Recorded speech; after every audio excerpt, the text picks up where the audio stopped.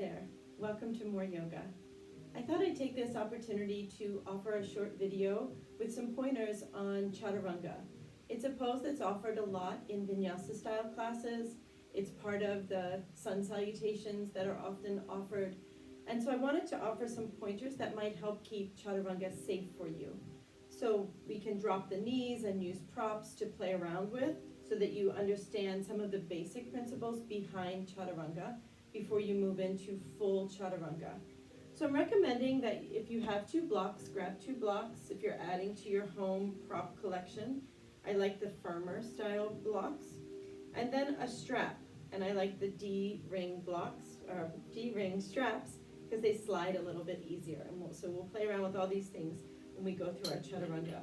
So the first thing I want to work on is noticing the shape that the body makes in Chaturanga. And so we're making this L shape with the arms. So if you come up onto your knees and you bring the elbows by your side, heart is lifted, chest is expanding, and you point the fingertips up towards the ceiling, draw the low belly in, pelvic floor up and back, and you make this L shape. So the wrists are in line with the elbows are underneath the shoulders. So this is Chaturanga arms, and it's something that's used in a number of arm balances and definitely in the Chaturanga. So it's really a key concept to understand this L shape. So starting here, the next thing we're going to do is we'll start with the 2 blocks. So taking 2 blocks and placing them on their tallest level, and you can start by coming up onto your knees, and you're going to bring the hand behind or in between the 2 blocks. And the back block is just behind the elbow, and the front block is just in front. So this is going to help us with knowing how far down to lower the shoulders. And then this block, if we're not too far enough forward, when we go to lower down to make that L shape with the arm, the elbow is going to kick this block back. So if the block stays upright, then you know that you've come far enough forward. So again, bringing the hand back.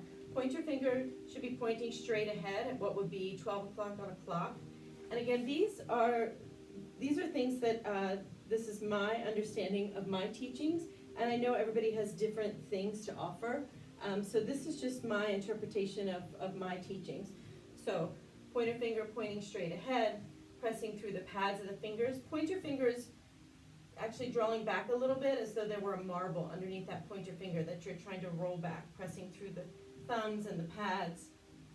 And then we're going to start by coming into this plank pose. So notice your plank pose. We'll drop the knees to start with. Untuck the toes. All 10 toes are pointed towards the back of the room. And the first thing I want to mention is gaze goes forward so that the crown of the head, the top of the head is reaching forward. And it's really common for people to sink between the shoulder blades. So we lose this engagement. So think about pressing the floor down and away, pressing the hands down and away, and then creating this space between the shoulder blades. So it's what we call protraction of the shoulders. Knees are down, heart is lifted. So we're going to shift the weight forward, and then we're going to draw the low belly in as you lower down. Keep the heart lifted, coming to the top of that front block. Feet are engaged, press back up. So that's a modified version with the knees down. And that's something I do that a lot in my own practice. If I'm in a class where there's a lot of Chaturanga, sometimes by the end or sometimes I'll start that way as a warm-up, just dropping the knees. You're still building a lot of strength by lowering down, just noticing that proper alignment, lowering down, pressing back up. So that's one way to offer it. If you're going into full Chaturanga, full plank pose with the knees lifted, you really want to focus on the full body engagement. So you're pressing out through the heels, thighs are pressing up towards the ceiling, that keeps the hamstrings engaged, low belly hugging in, gaze is forward, shift the weight forward, use the exhale, hug the elbows in, lower down. Inhale to press back up, exhale, lift up and back, and you may knock over the block as you come into down dog. Hugging the elbow points in towards the body as you reach the hands down and away. Heels are heavy. And then drop the knees. You can also come into child's pose to rest in between practicing the Chaturanga. So the other thing I like to use is the 2 blocks, lining them up. So we're going to lower onto the blocks, and the blocks again help us know how far down to come, so we're not coming too far down and compromising this whole shoulder area. So planting the hands, we'll step it back into full plank. So we're going to have the support of these blocks as we lower down, shifting the weight forward. So you can play around with going forward and back, just noticing where that is. Keeping that full body engagement, lengthening through the spine, reaching out through the crown of the head, pressing the hands down and away so you're not sinking between the shoulders. Draw the belly in. Notice if the hips are up or if they're dipping down and you're compromising the back. I felt that immediately as soon as I did that. So we want to keep this nice, strong length, pressing out through the heels. So shift the weight forward. Keep the engagement in the legs as you lower down to the top of the block. Heart is lifted. Use your inhale. Press back up evenly. Lift up and back. Find down dog. Drop the knees. You can also play around with that with the knees down. I just wanted to show you the full body engagement. So the next thing, the next tool that I love to use is a strap. So you make this circle with the strap and then begin to bring both arms through. You're going to bring the strap to about the middle or upper part of the upper arms. So again, so when we have this L shape and we have this alignment, we're doing the same thing with the strap on.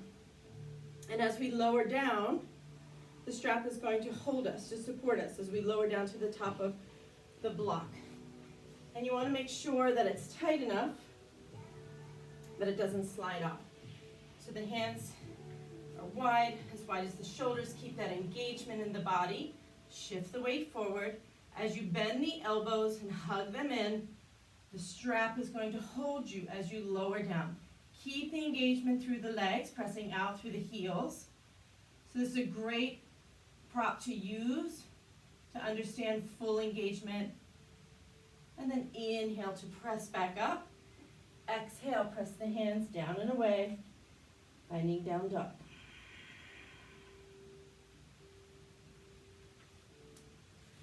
So I hope these pointers help you.